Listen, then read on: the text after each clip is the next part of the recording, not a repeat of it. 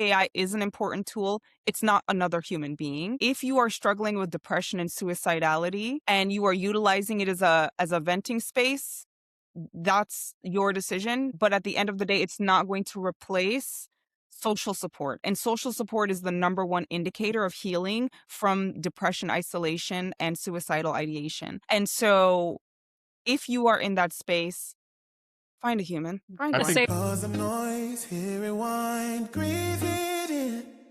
Your permission to reflect and reset begins. Dr. Sarah, the mind is high. Brian gets the heart just right. Lena, the coach to ignite. Oh, pause the noise, reset and reset. Pause the noise, reset and reset. Your time, your space, your life, your best. Pause the noise, reset and reset. Thank you for tuning in to another episode of Pause the Noise, where we give you the permission to reflect and reset. Today, we are talking about something a little different today. The rapid rise of artificial intelligence connected with mental health.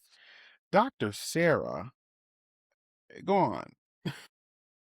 So the reason why I wanted to bring this topic in is because AI is just in the zeitgeist so heavily right now. Everyone is talking about it.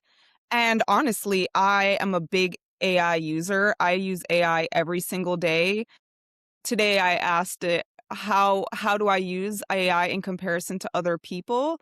And it told me most people tend to send about 5 messages per conversation and you tend to send about 15. And so that will just show you like how much AI I tend to use on a day-to-day basis. As a founder, I found it very useful in terms of business strategy. But one day I asked OpenAI, ChatGPT, um, what are the top 3 things that people use AI for? I was just curious, and mental health, surprisingly, was near the top of the list. And I just asked it again today because I figured if we're having a question about AI, why not ask the AI about the topic? And it said that mental health still sits at about number 3 or number 4 in what people use AI for. And so there's no walking away from this idea that mental health is one of the top things that people are utilizing AI for. And as a therapist, a coach, and a psychologist, I think that it would be interesting for us to kind of speak into this conversation. With many of the people that I supervise, they are experiencing more and more in their clients people having anxiety around AI, anxiety around the impact AI is going to have on the work that they do. But AI is also used as this tool for assisting with our mental health in general. When I asked OpenAI this morning, ChatGPT, in what ways is it being used for mental health? Emotional venting was like one of the first things that come up. So rather than going to a friend saying, oh my gosh, can you believe this happened or this is how I'm feeling, people are now going to AI. And the interesting thing I found about that is that if you know anything about ChatGPT, it's designed to keep you coming back. It's designed to keep you engaged. And so a part of that is being agreeable, right? Its algorithm is designed to be agreeable. And so we are now engaging in more emotional venting with a very validating tool, which can be healthy and harmful depending on how it's being used, because it can be important for someone who experiences frequent invalidation to be validated by something that they see as an objective source.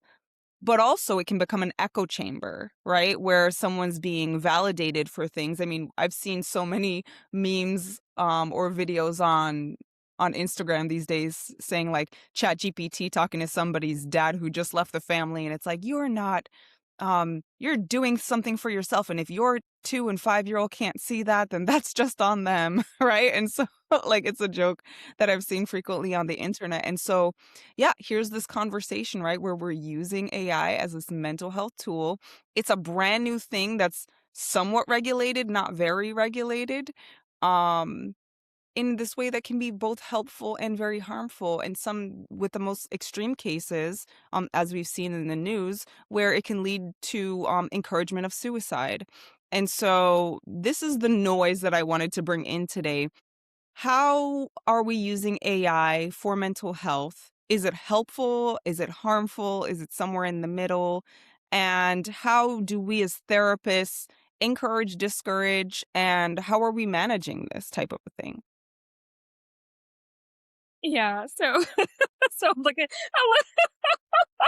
looking at Brian's face. He's trying to process all of it, right? So I'll say, of course, I am the coach here. I'm not the therapist, so I'll defer to Brian on that part. But so as you said, AI is a great tool, and we use it quite a bit, and it can help us to make our businesses, our daily lives a lot more efficient. And I think there's so much beauty in that.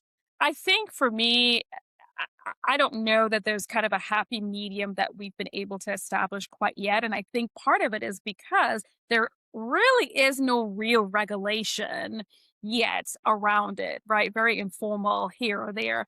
And I am concerned more so for people that are not mature enough to really understand how to leverage it as a tool. And so what happens is that they're using it to replace human connection. Hmm.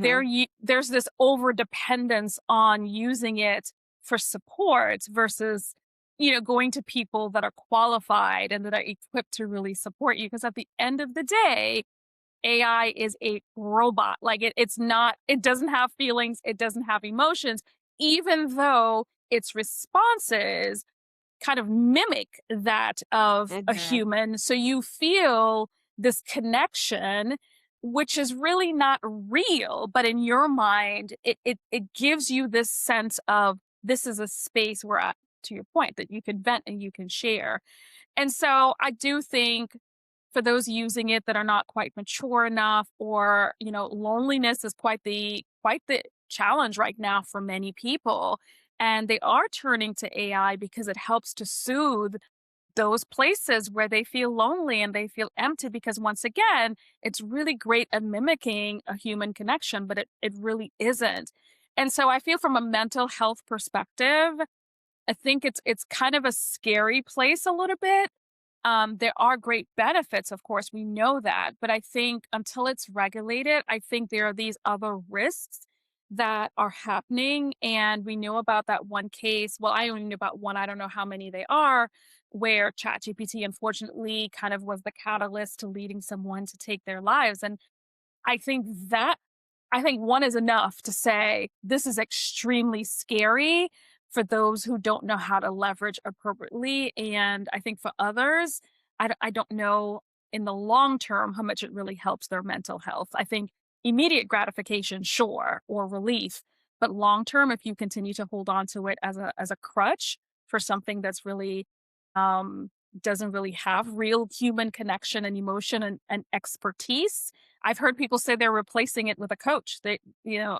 Hmm. When the whole thing happened with ChatGPT recently, and a lot of people exited and went to Claude, I saw some responses online where people said, "Oh, I'm never getting rid of ChatGPT because that's my counselor, that's my therapist, that's my coach, that's my business assistant." Like, and in their minds, they're using AI for all of these valuable roles that they need in their lives. And I don't want to judge how people use it, but I think we have to be extremely careful Hmm. that we're not replacing valuable human, verifiable, like equipped individuals to really support us in those very sensitive places of our lives. Yeah, I completely agree. And um, I remember once I forgot what I was asking about, but it said to me, psychologist to psychologist. And I was like, you are not a psychologist.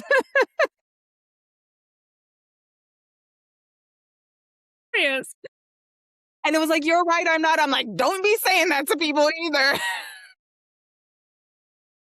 That's funny, but it's real. It happens. Right? Yeah. But I mean, but it's meant to like like also like try to hold you in like mom to mom. Like I think it even said mom to mom. I was like, "You're not a mom." To this thing. So it's attempting to its the best of its ability to mimic Yeah. Yeah. and to connect and to uh reflect us, right? To be a reflection of us in the way it speaks to us, which can be helpful and harmful in those ways. Because if it says something like that and someone is not does not have full understanding and does see it as a full psychologist, that can be a problematic thing. It's so hard, right? Because I see the benefits and I see the downfalls, because I agree with you that when we leave out the human component, that's a huge part that's missing. But, like, what about those people who would have never wanted or sought out or don't have access to that human component? There are so many people in isolation that, if we're realistic about it, they're never going to access that. I know, I mean, I work with very strongly with the veteran population. Isolation is a huge thing within the veteran population. And I know many of the veterans that I speak to, like, they don't have any intention of ever seeking therapy, of ever engaging or interacting with another person. And so can this tool do something, right? If they're not willing to engage in this human interaction. Another thing I think about is access. Like, I'm expensive, therapists are expensive, coaches are expensive, and it does increase access to mental health content. And but also in this way that is dangerous. And so, and we don't know because it's not been long enough. I mean, we do know that it can have potential negative effects, but sometimes I wonder, is it going to be this thing that ends up being this amazing thing that increases access, or is it going to be like drugs, right, where it like gives coping but in this ends up being in this very maladaptive way? I think about that, and we don't have the answers to these things because it's just not been long enough yet. So I find it very fascinating. Mhm. Yeah. Brian, we We can't hear cannot hear. you. You're on mute. My apologies. I have children. Oh, and here we go again. Braces.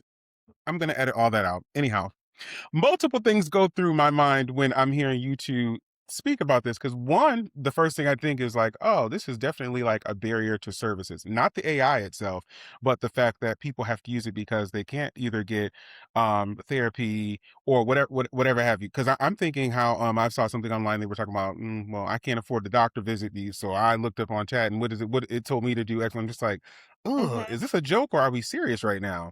So that's one thing. Another thing, I'm like, if you need an aid in between, I still find that to be somewhat dangerous, because if you're in therapy and you're talking to me, that's one thing, and I'm giving you information. But sometimes you need that. No, oftentimes you need that. Not only empathetic, but I believe in the energy that you give, as Mhm. a provider, in those moments when someone is feeling sad or upset. And then I also can read your body language and what you're providing in that. So it could be a different response, a different answer, different need that the individual client needs, in that moment, that AI just can't capture that. However, with that, a lot of clients that I have who are people pleasers and have a hard time speaking up for themselves has used AI to document to create their paper trail for work or text messages. And it's been very helpful with their anxiety in those areas. So I'm not saying the whole thing is bad at all, because it helps a lot of my clients form like, hey, this is what I'm thinking. And I want to say it in a way that they know that I'm done, but in a kind way, like they're doing it like that. So they feel comfortable in that, and that it's being presented there. And it might sound simple to some, but to some people, forming their words in a way where they can get what they need and also not hurt somebody's feelings because they're working on their people pleasing aspect, that's a huge thing for them. So I'm all for that. And then my third thing, I'm just like, I hear all the things that of AI, and every time you use it, it's used like a gallon of water in an impoverished, neighborhood and all that. So I'm just like, I try not to be like a big component of like using it, altogether, but I do understand, that it is in everything, even in my EHR system. It has EHR, what is that? Electronic health record system. For clients, it uses AI. So it's like I pay for this system. However, I can't stop it because it comes like with the programming. So if it's automated, it's automated. But that's just a lot because I feel in some ways it is helpful because it's giving information, but also there are libraries, Um and that's free, as well, where you can look up things, but I know that it's on your phone, and it's easy.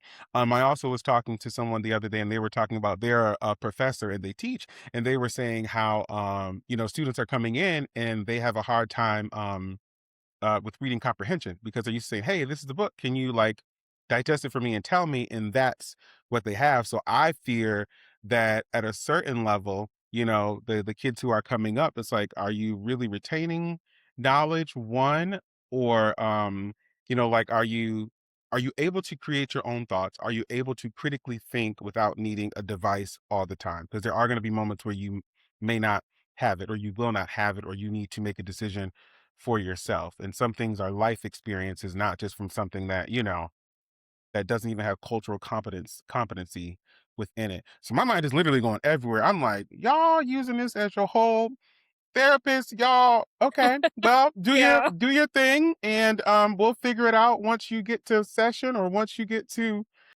the ER. I don't know, but that this is very, very interesting. And Dr. Sarah, like you said, we don't know because it's like new, but I do feel in some ways it's definitely a healthy tool. In some ways, I'm like, let's pump the brakes. But then anytime I'm not gonna say anytime. Sometimes when government gets involved in things, it gets really messy, and we're just like, okay, this used to be a good thing, kind of, sort of, and now we're in this. Maybe not. Never mind. I.e., TikTok. Remember, we were all having fun on TikTok. Things were happening. It was going okay, and American government got in there and it said, "We're shut down." Okay, now we're back on. Okay, but now it's different, and Mhm. it's kind of messed up. Mm. So I Yeah. don't It's know. it's it's a Not even lot. t It's a lot. Not even to consider if we are this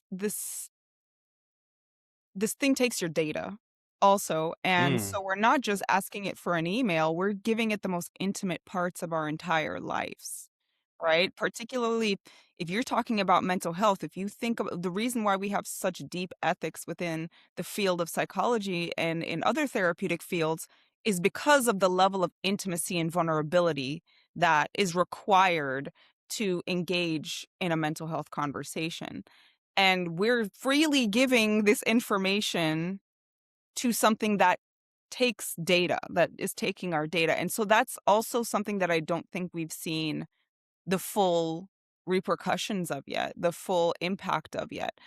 How that data is going to be used will be interesting to see long term. Yeah. Yeah, that's I think that's an excellent point.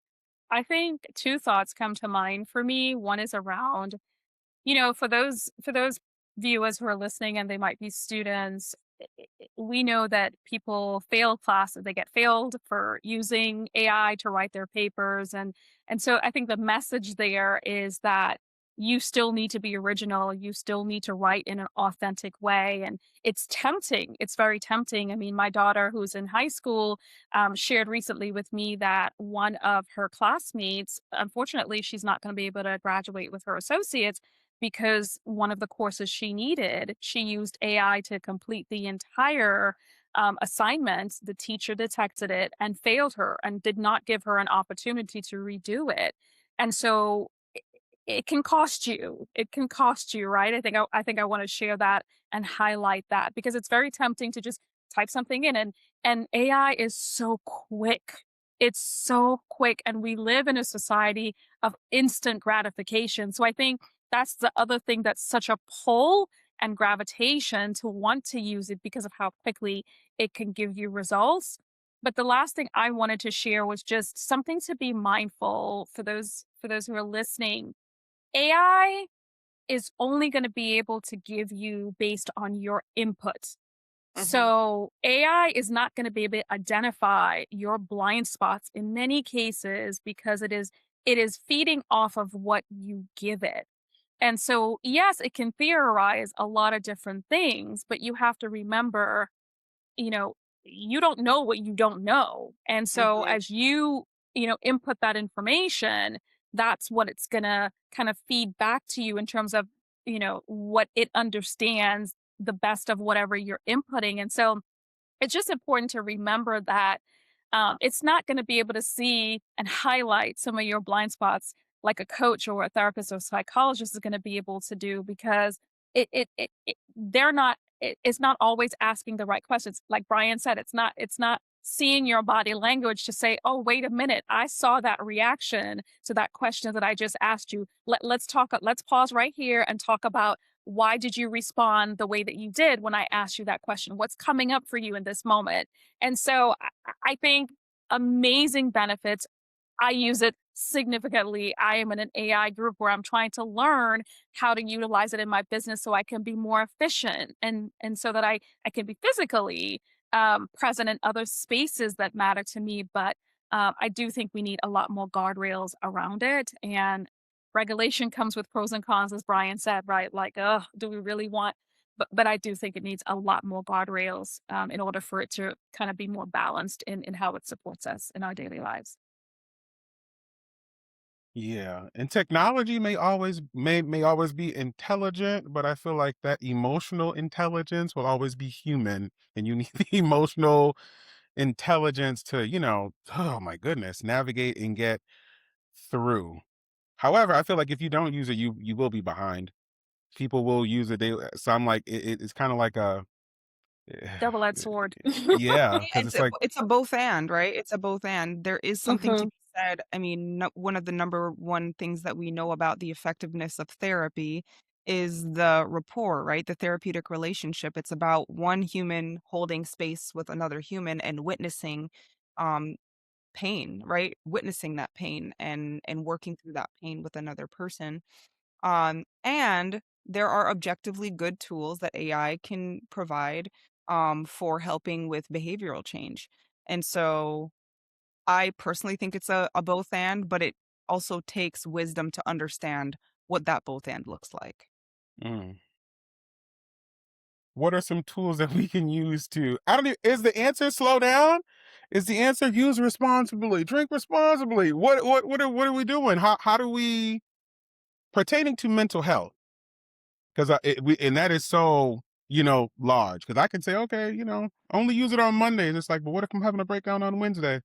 I don't know. Book a session. I don't know. But seriously, what are the tools today then? Yeah, I so would I go go ahead. ahead, Go Sarah. ahead. No, I was just gonna say because I don't have a lot of depth here, but I just wanted to share, like, I do think it could give you some immediate answers to guide you in that moment that you feel like you might need it. But I think ultimately anything that's related to your mental health, if you are able and you have access to get real human support, that's what I would recommend, recognizing that everybody doesn't have access, nor does everybody have the desire to. So, if you're going to lean on AI, I think you just need to be very cautious that this is still a tool that doesn't have a lot of that human element in it. And so, there could be some misses along the way in terms of its diagnosis, its recommendations, its support. And you just need to be aware that there's some risk attached to that. Agreed. And I would say as a general tool, anything really done in isolation can become dangerous. And so I would say if you are utilizing AI as a mental health tool, if you have a therapist, talking about how you're using that mental health tool with your therapist, if you don't have a therapist, talking about it with your friends and family, just so that you are not engaging in something in full isolation, particularly something that is impacting the way you think and perceive the world.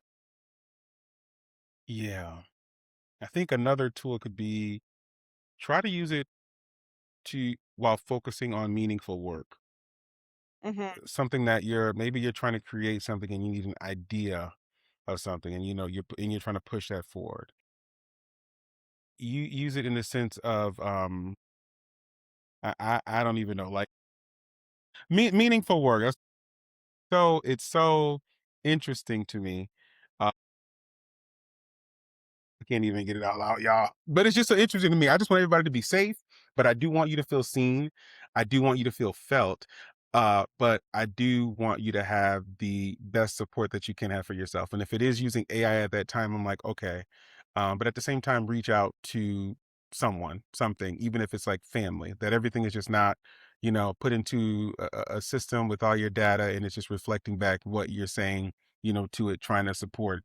Because Sarah, the fact that that thing said, you're not a bad dad. You need to do what you need to do for yourself. Your 3 and 8 year I old just can't saw that understand as a joke on the that. internet. I don't actually know. Like, don't quote me on that. I don't I'm actually know like, if oh, OpenAI said that. I just know it's a joke on the internet.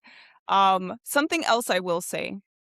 One of the biggest one of the strongest indicators of depression is, in fact, isolation, right? And while AI is an important tool, it's not another human being.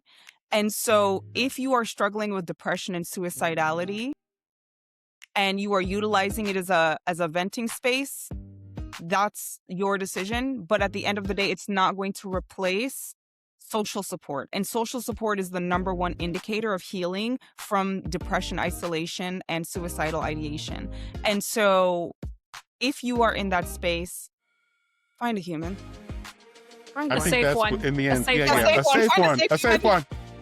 A safe one. And well, that is Pause the Noise, where we give you permission to reflect and reset. This episode was not brought to you by AI. All of these ideas were our own, okay? Until next time, we will see That you know of. No, I'm just kidding. Have a good week, y'all.